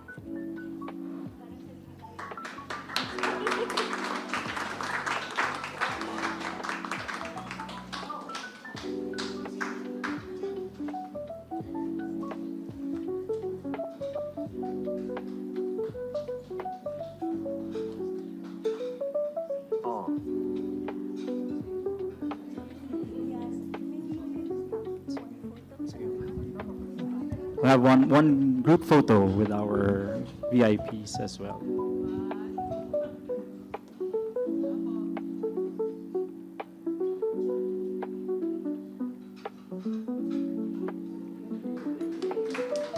So thank you. You can take your seats back at with the audience. Thank you.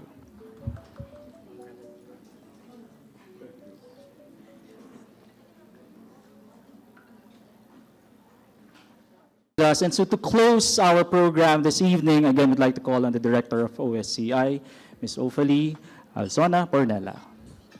Palakpakan po natin si Ope.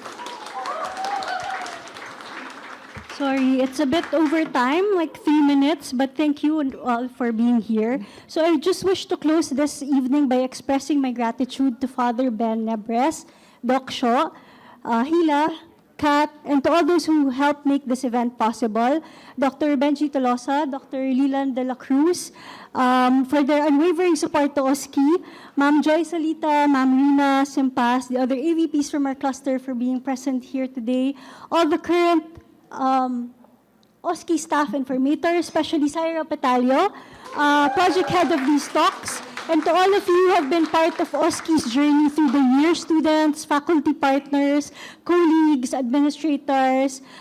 Special thanks to Chris, of course, to my husband. When we were putting together this talk and our other activities to commemorate our 50 years, I'm sorry I did that. Anyway, we wanted to be able to look back and celebrate our journey and accomplishments and those of so many volunteers and formators who came before us. We also wanted to be able to reflect and see what the next years or maybe even 50 years would or should be like. And Father posed a very difficult question, no? But two things struck me today. The need to focus on relationships with our country and especially with the poor. And I think while, OSCI through our formation programs, are doing that, no? The deliberate design of Binhi, Punla, and Big Kiss shows the importance of building relationships and knowing the people and the communities, anchored in the belief that we cannot serve those who we do not know. And this is something that we continue to teach our students, and this is something that we'll continue to work on as an organization and as individuals, as formators. No? Father Ben also talked about pivoting and addressing specific needs and issues, and this continues to be a challenge that we face. How do we work better with GK? How do we work better with ACE and other social development institutions or our partners given our own mandate?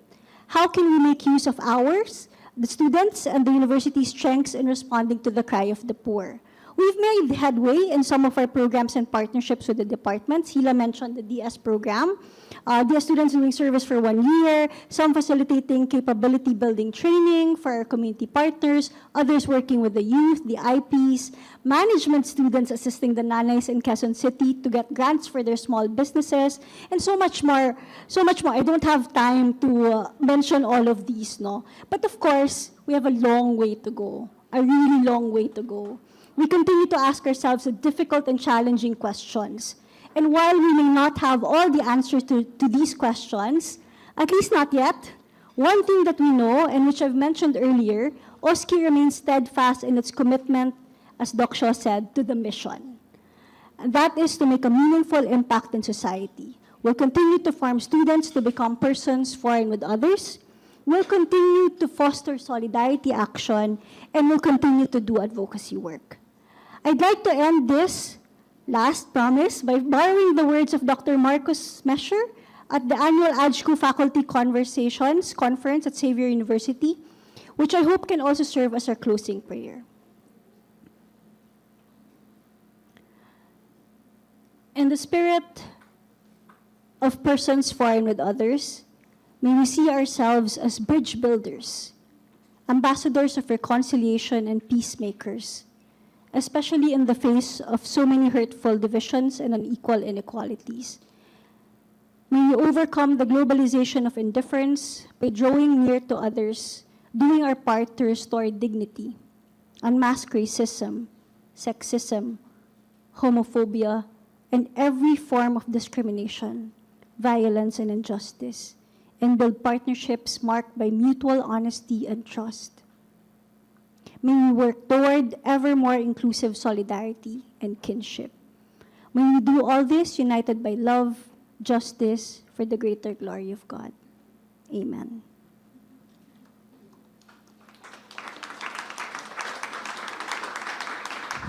So thank you very much, Ms. Ofali. Okay. So with that, we'd like to thank again everyone for being here. Palakpakan niyo naman po ang isa't isa.